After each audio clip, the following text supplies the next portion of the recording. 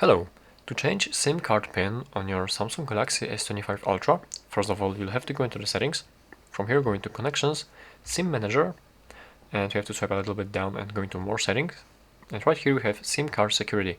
So let's press this one. And first of all, as you can see, this option is grayed out to change SIM card pin. So first of all, you have to enable the lock SIM card. You have to enable the pin. So enable this one, enter the current pin that you have on the SIM card, press OK. And as you can see, the SIM lock is enabled, and now you can change the SIM card pin. So you simply press on it, and again we have to input our current SIM card pin, press OK, and from here we enter a new pin for the SIM card.